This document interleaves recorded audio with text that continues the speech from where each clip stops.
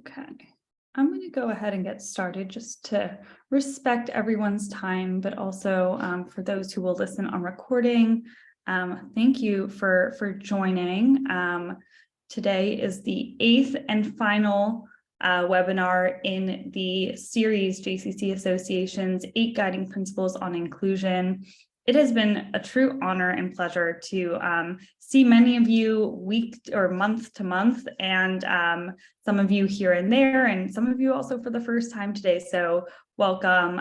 It has been really special to have this hour together each month to go through each of the guiding principles that we shared last year in February. It was the announcement of the guiding principles, and now it feels like a really great way to close out this calendar year, finishing off this series.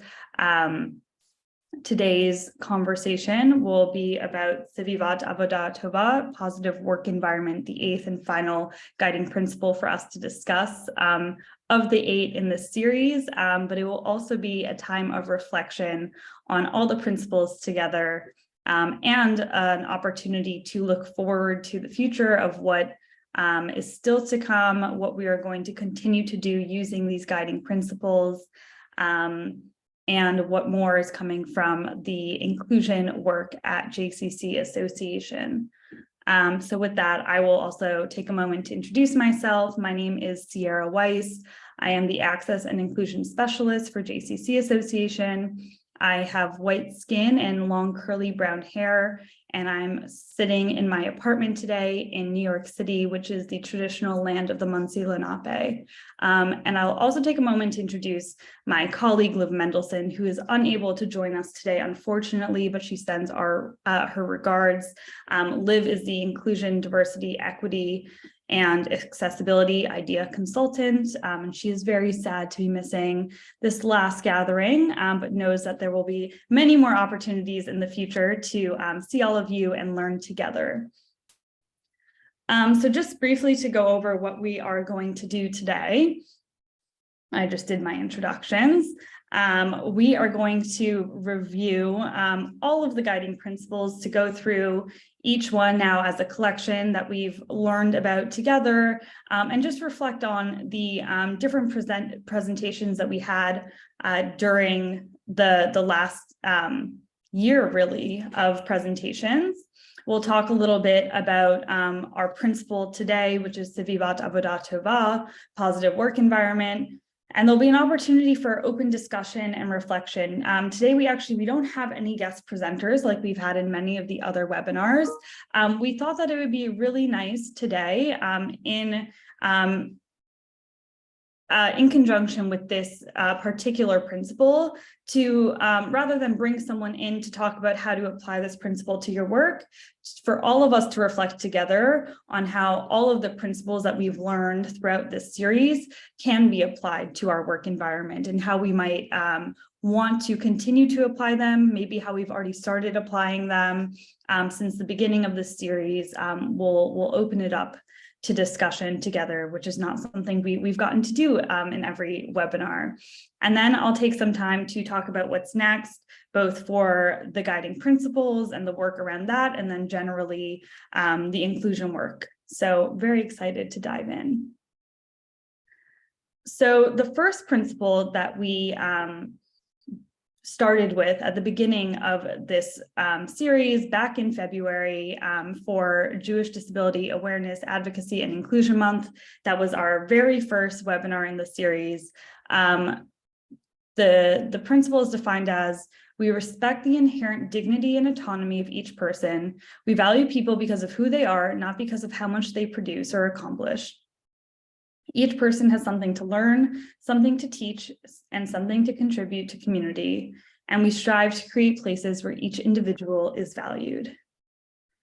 And during that first webinar, we had the wonderful Sharoni Sibani, who I believe is also on this call, come and present some of her initial ideas for the beautiful poster series that she has been developing for the past several months to go alongside each of these principles. She has developed beautiful posters to represent each of the principles. which we will talk a little bit more about what's next for that later. But it was a really beautiful first introduction to that and the incredible artwork that she has created. And we also had the opportunity to learn with Emily Ladau, who is an incredible disability rights advocate. She had written recently at the time a wonderful little book called Demystifying Disability, which if you have not had the chance yet to read, I highly, highly recommend. I think it's one of the most concise and engaging books that kind of goes through the history of disability advocacy and really gives a very good generalized view of what that means, what it looks like, and what more we all can be doing to initiate that work in our various spaces that we participate in. The next webinar was on Shlemut, wholeness. People with disabilities are whole people who do not need to be cured or fixed. We view disability as a rich and essential part of human diversity, and we strive to develop places where our whole selves are celebrated.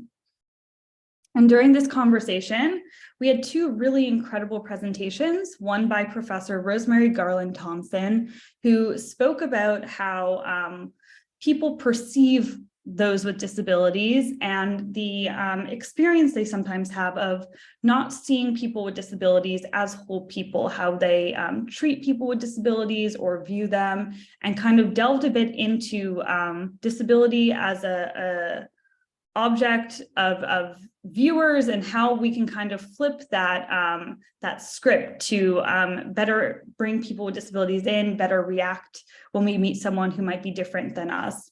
And then we also had a presentation by Rabbi Emily Aronson, who kind of looked at a different piece of the disability experience, the experience of those who have invisible disabilities, and how we might perceive them as when they're not feeling comfortable to share that disability, or when they are acting in a certain way that's unexpected. She talked about that experience and it created a very beautiful pairing of both the invisible aspect of disability and the visible aspect, and how we can be accommodating to both and make our spaces accessible to the wide array of the disability experience. Our next webinar was on Negashut, accessibility. We are deliberate and mindful about the environment we shape. As our tradition teaches, you shall not insult the deaf or place a stumbling block before the blind. Leviticus 19:14. Starting from where we are, we look at how we can shift our policies, communications, programs, processes, and facilities to increase and enhance accessibility to JCCs and their programs. And Ein Sof, we do not finish. We always strive to become more accessible. We strive to actively seek to identify, remove, and prevent barriers to full participation and to become more accessible by learning about and practicing inclusive design. And in that conversation, we had the opportunity to hear from two professionals in the field at different JCCs, one at the JCC of Central New Jersey, Beth Mitchell, and one at the Miles Nadal JCC, Naomi Kramer, about some of the innovations and programs that they're each running at their JCCs to understand how they're making their spaces and communities more accessible. And we also had an opportunity to learn with Rabbi Lauren Tuchman, who talked about her experiences in the Jewish community and the great strides she's seen in our communities and the ones that she's participated in, and also gave us some motivation to continue that work, to actively be working to become more accessible and to remove barriers before they're even put up, and to be thinking in every aspect of our work as we're in the process of creating new programming, creating new spaces, to make sure that from the very beginning of that process, we are including accessibility in that practice. Our next webinar was Al Pi Dracho, Inclusive Education. Building upon Proverbs 22:6, teach children according to their way. JCCs offer children, families, and people of all ages inclusive programs that meet their individual learning needs. We strive to support and collaborate with program professionals, educators, and families to ensure educational programs are inclusive. And during this conversation, we Got to hear from Meredith Polsky from Matan and some of the programming and resources that they've produced to support inclusive education. We heard from Tamar Davis, who's the CEO of Gateways Access to Jewish Learning, based out of Boston, which was a really special moment for me because in high school, I used to volunteer with that program, which provides one-on-one buddy pairing for young Jewish children with disabilities, with a particular focus on preparation for their bar and bat mitzvahs. I had the opportunity to work with a student in high school to prepare for his bar mitzvah, learning the Hebrew alphabet and learning about the traditional holidays and different ways of celebrating them of the Jewish religion. And that was really wonderful to learn from her and to hear about some of the resources that they provide, which if you do work with children with or without disabilities, they have really incredible activities and resources. And it is Hanukkah right now. So if you are looking for resources to celebrate Hanukkah with children, I highly recommend visiting their website. And we also had the chance to learn from one of our local JCC educators, Caitlin McGahey, who joined us and talked about how she is bringing inclusive design into her preschool classroom that she teaches in. The next webinar was Tzedek, Justice. We view inclusion as the work of Tzedek, justice, rather than tzedakah or charity.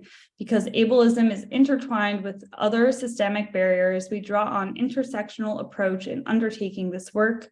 Efforts to remove barriers to full participation are acts of tikkun olam, or repair the world, and should center people with disabilities as contributors and leaders in these endeavors.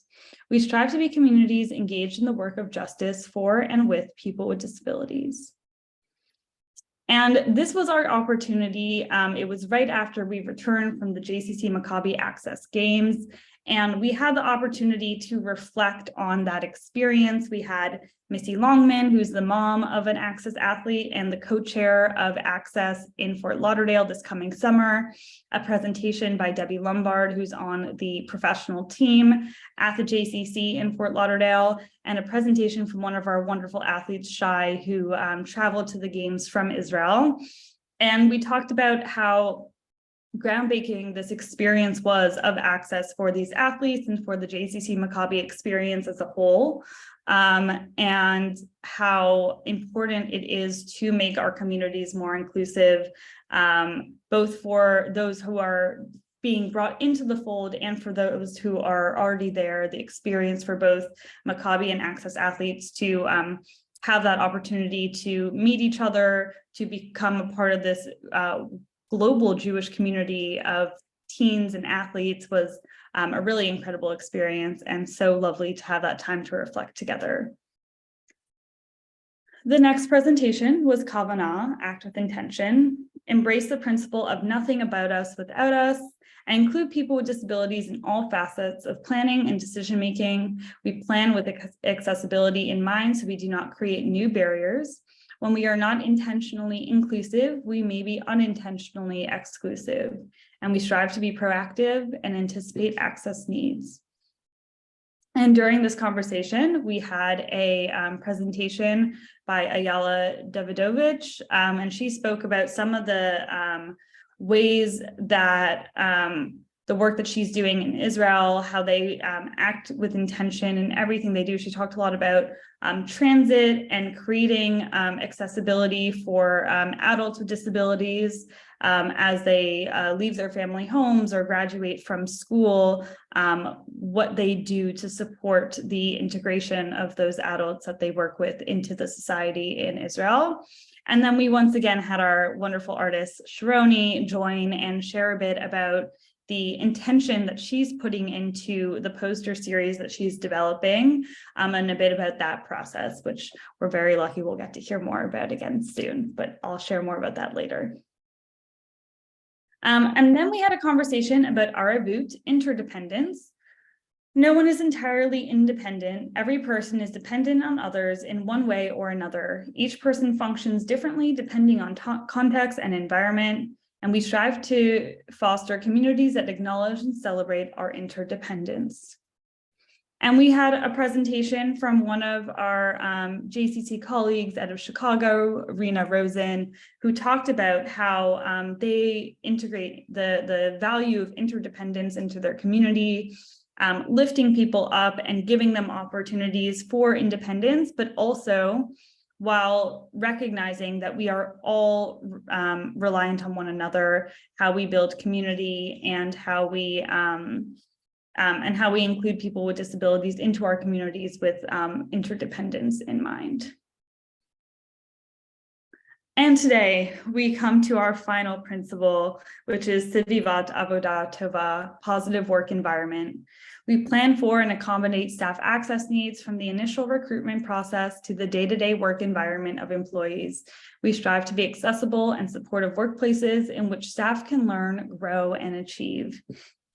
And we saved this principle for last because we felt that it was really a principle to build up to from all the other principles together, kind of accumulate into this principle, in that our hope is what you are all taking from this series and from the guiding principles in general is ways to create more positive work environments, whether that's as staff with your colleagues in your workspaces, directly in your JCCs with members, and the community and the families that come through your doors every day or participate in virtual ways.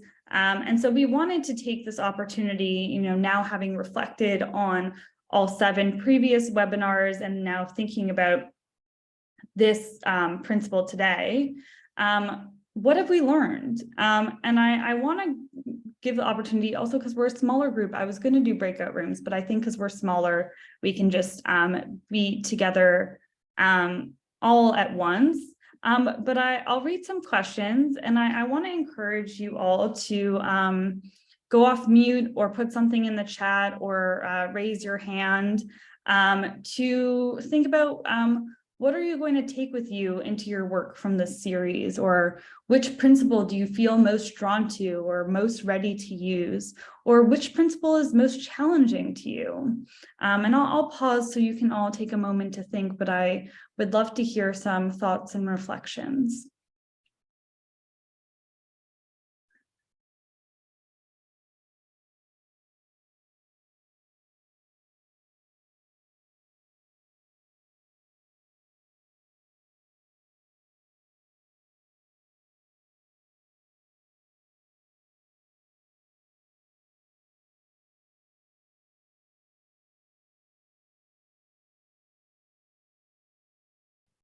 Sierra, is there a specific link to the 8 guiding principles on one whole page so I can process them all at once? There is. I can also pull them up for everyone to see. Thank you. Of course. So I know we just went through them, but I want to see for the engaging questions, I want to have the full scope of what you're asking. In the chat, the principles, and I'll put it up on my screen too, though I think it might be too big to see all at once.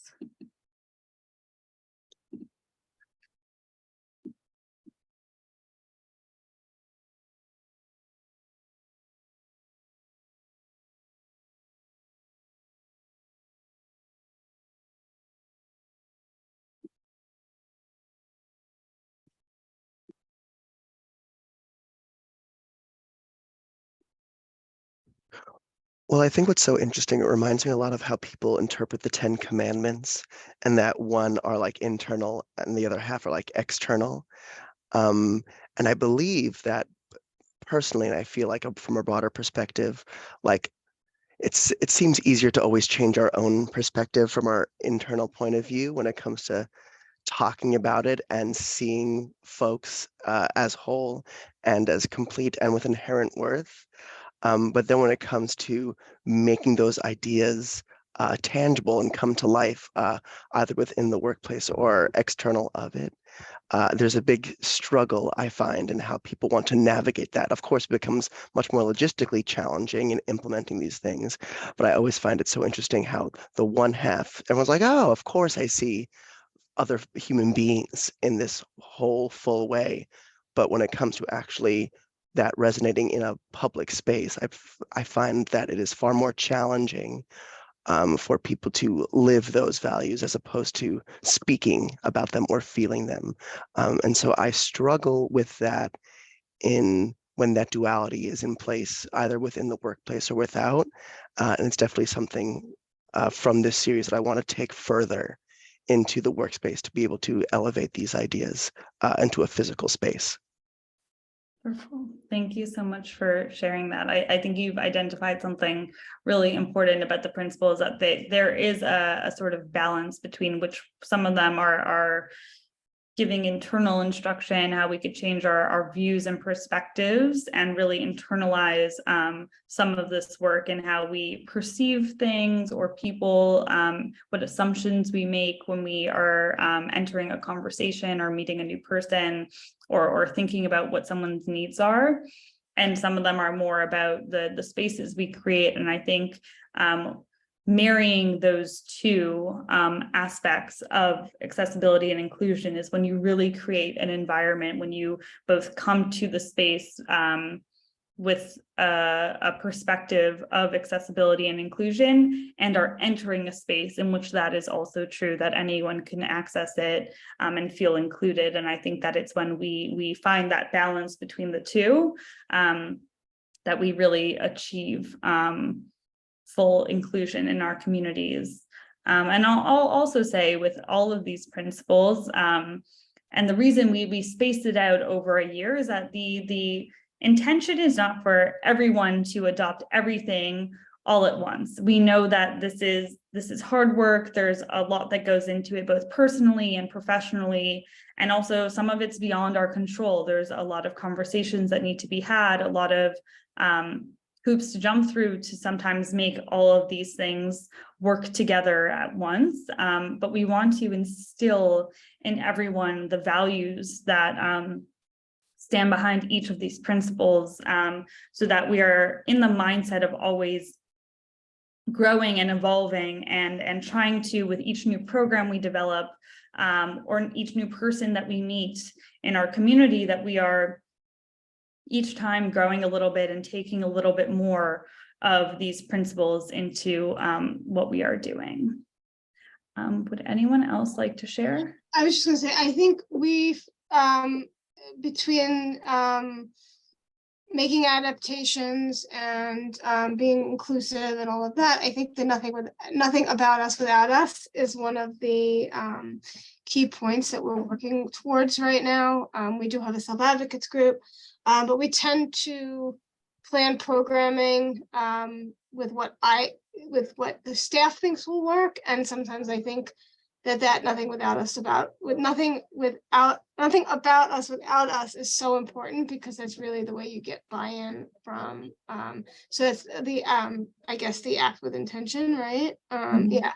And really, like, including the people that we're planning program for is so important.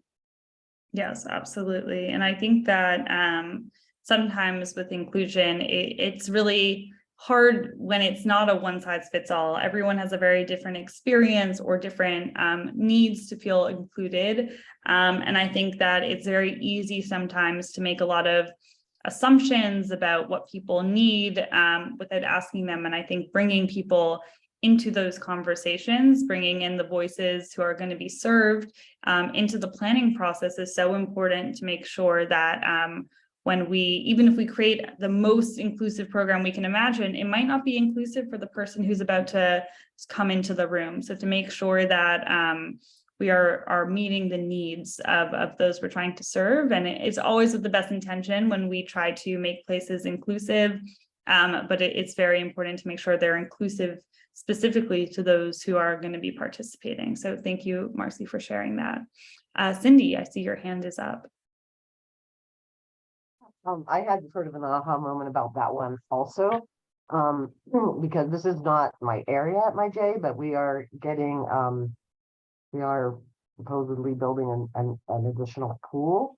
And the idea in that pool was to have it be accessible and all of that.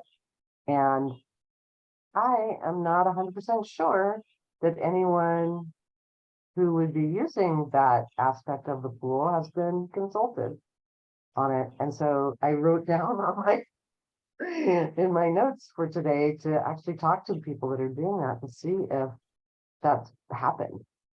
I kind of think it didn't, but it might have, you know, who knows? But that was and then the other thing that I wanted to say is the Betzalel Elohim is also one of the one of the letters for the Shepherd program for early childhood. Mhm. And so that one just spoke to me immediately. As soon as I saw it there, I'm like, well, that makes a lot of sense with everything. It's not just about how we, in our case, you know, we talk a lot about how we view children through that lens, but it's really about everybody. So it's good to remember that. It's staff, it's members, it's participants, it's everybody. All have an inherent worth. Yes, absolutely. Thank you.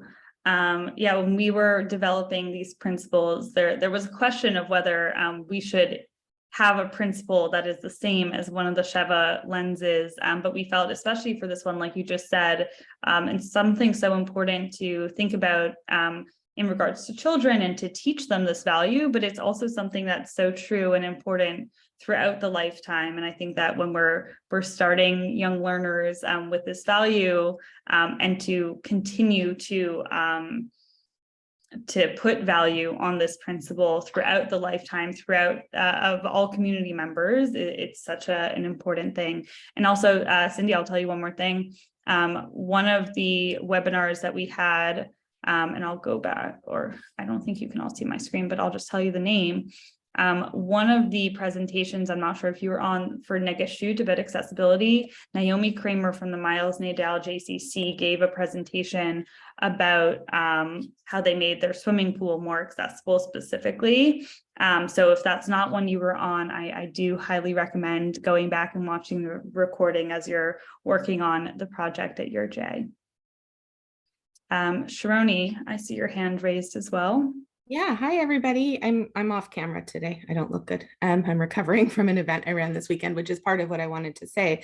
So I think when it comes to Svivat, Avodah, Tovah, this idea of positive work environment, I think it's such a deep, deep countercultural idea to think about organizations and individuals within them functioning on crip time, on a different kind of clock, a more flexible clock, sometimes a slower clock. And I think that this is something so antithetical to the way that our organizations run. I've worked in the programming end of JCCs. Now I work in a synagogue, and I can say the enormity of the expectation of a very few people being able to do very, very many things and make that considered a success for an organization. To reframe that with a real understanding of flex time and slower time and non-linear up and down health episodic time and all of that is going to be such a huge amount of work to convince people of, and it feels overwhelming to me. I mean, I just ran an event on Motzei Shabbos on Saturday night for the synagogue where I'm working right now. And I could see like a very, very able-bodied person who runs our facilities team was run off his feet. And I just, I'm trying to figure out like, how do we reframe our expectations and a board's expectations of what we're able to accomplish, how much we offer a community, or how we engage community in a very different way? Because I think over the years, a lot of JCCs and other Jewish organizations have moved away from a really, really active, like physically active volunteer core doing the work to more and more like the professionals do it. And the professionals are just a smaller team. We're just, we're going to be limited in our resources, in terms of what our capacities actually are. So anyway, I've been thinking about that a lot and wondering, what does it really mean to create a positive work environment? Like, isn't that just a foundational, huge countercultural shift for people? Thank you, Sharoni. Yes, I think you're so right. I think it is a huge cultural shift, and one that it will take a long time to achieve. But I think in the meantime, as we are working to achieve those goals of really assessing where we're at, how we are making our work environments and spaces more accommodating, not always being quick to respond that something's not possible when someone requests some sort of accommodation, but really being flexible. And I think that's something that we've really learned in a lot of ways from the past few years with the COVID pandemic of, switching to a virtual reality, which for many made a lot of programs more accessible, and how we can continue to take the lessons that we've learned in these past few years into the work that we're doing, and giving people the accommodations they need to be the most successful, and supporting our colleagues and those that we work with to be able to achieve their goals. And it's so interesting, that just reminded me as you were sharing that conversations I've had recently with a colleague about job descriptions, and how sometimes we're so quick to just put at the bottom, copy and paste accommodation, we accommodate people with disabilities, all these things, which is so important, and it's something that we should all be doing.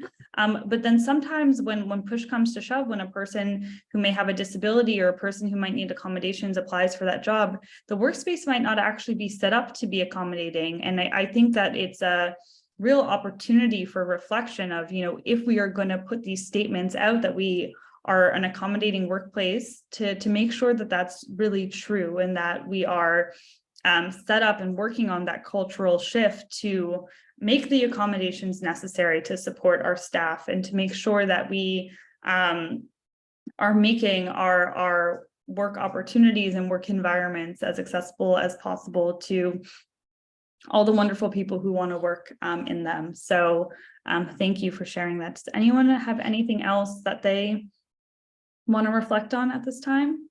Oh, Alyssa, go ahead. I think one of my big takeaways from the 8 principles is just like how much easier it is for everyone, people with disabilities, program managers, facilities / other people in the organization, when we build a program like from the ground up, thinking about accessibility from the beginning. I think a lot, especially I know we've talked here, but I started in April, I'm just coming into a very well established JCC, and so right now it's almost playing catch up. But when you take a step back and you start building programs or building buildings or building communities just from the ground up, with the intention of accessibility, with the intention of positive work environment, with the intention of independence and whole being, you start to see success, not just from people with disabilities, although they are the ones who benefit the most, but you start to see success from the community as a whole. Everyone benefits. Absolutely. And that was a big reason why we wanted to put these principles into words. I mean, inclusion has been an important value of the JCC movement for a very long time, but to have these words on a page and the principles divvied up into these 8 guiding principles and a shared language for us all to use, I think is a very important first step in achieving those goals, because it's like Alyssa just said, it's very important to have inclusion at top of mind from the get-go as you're working on something new. It makes it so much easier when it's part of the process and not an afterthought. And now that we've all had the opportunity to learn about these values together, these guiding principles, it's something that we can turn to whenever we're developing a new program or a class or anything that we're doing for our community, to say, how are we going to take this principle and make sure it's a part of the process as we're planning, not at the end, once the program is planned, look back and be like, oh shoot, we forgot about, this very important value, but to make sure that the values are really instilled in us and a part of everything that we do. And with that, I'm going to turn back to the PowerPoint because I want to share also some of the upcoming things related to these principles and to the inclusion work in general. So what's next? Coming up in February, so a year since we first announced these principles, which is a really exciting full circle for us. We are so excited to once again be celebrating Jewish Disability Awareness, Advocacy, and Inclusion Month. All of February, we will be having programming once a week related to disability inclusion. And we really hope that there's at least one program that sparks everyone's interest, that engages you, but hopefully they all will. Our first presentation, which is going to kick off JDAM for us on Wednesday, February 1st from 2 to 3 p.m. with the wonderful Sharoni, will be about inclusion and intentionality through art. This will be the first ever viewing of the 8 beautiful posters that Sharoni has developed to go alongside with the guiding principles on inclusion. They are truly beautiful. We will get to hear about Sharoni's process to creating them, the impeccable detail that goes into each of them, and the many layers of the artwork that really embodies each of the principles. So that will be a really incredible way to start off the month. And also the posters will become available for each of you to print and hang in your JCCs to show in this really beautiful way a commitment to these values, so that when people walk in your doors, they know right from the start the values of inclusion and accessibility that each of you have held.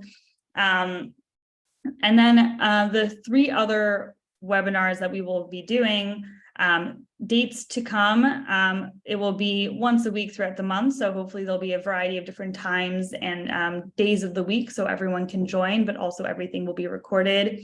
A few of the conversations we will have, one is a workshop on making your workspace more inclusive for professionals with disabilities, very much related to the principle that we discussed today, disability inclusion in Israel, innovation and inspiration.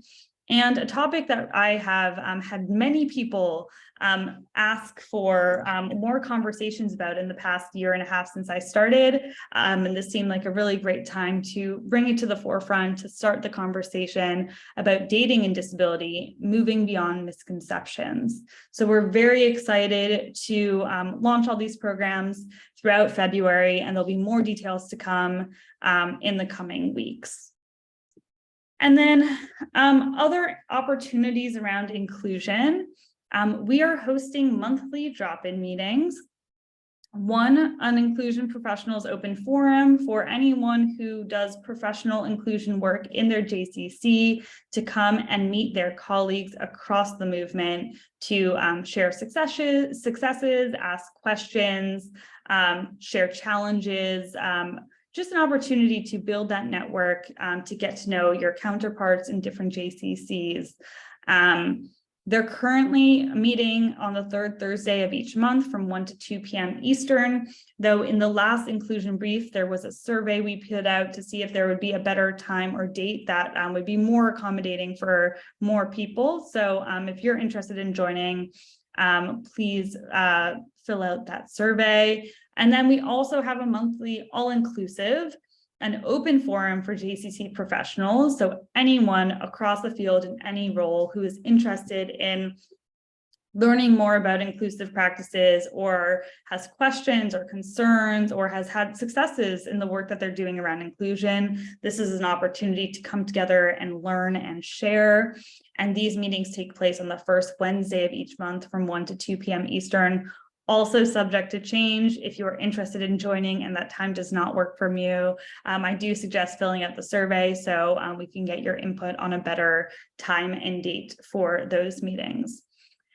And then what's next for these guiding principles? So in addition to the poster series, which we're so excited to share in February and start getting out to JCCs for printing, we will be starting sometime later this or next year, cohort style learning around the guiding principles. There will be different opportunities for different professionals, both inclusion professionals specifically, and then professionals of other types throughout the movement to delve even deeper into these principles, to learn more about how to apply them to your work specifically, and opportunities to work in Chavruta style with other professionals in your JCC to really make sure that the work of inclusion is not falling on the shoulders of one or two people, but that it's really something that's instilled within every professional in the JCC. So there will be many more details to come. We are very excited to share more as we continue to develop the work, and really appreciate all of you being here for this first round of conversations about these principles. It has really been such a pleasure. In the meantime, as we are still developing the final details of some of these programs that we'll be sharing with the field in the coming months, please feel free to reach out to myself or Liv if you have any ideas, questions, concerns, want to talk about the programming you're doing. We are here to support you and to be a resource. Happy to be in conversation at any time that you need. So please do reach out if anything comes up. And again, thank you all so much for being a part of this webinar series. It's been such a pleasure, and we couldn't have gotten this started without each of you and your perspectives and your voices in this important work. So thank you. And I'll let you guys get a few extra minutes today in your schedule. So thank you all. Can we just say thank you to you, Sierra, and to Liv? You guys have done an amazing job of putting this together and bringing it forward and creating really fantastic webinars. So mazel tov, kol hakavod. Thank you so much. Really appreciate it. Bye, everyone.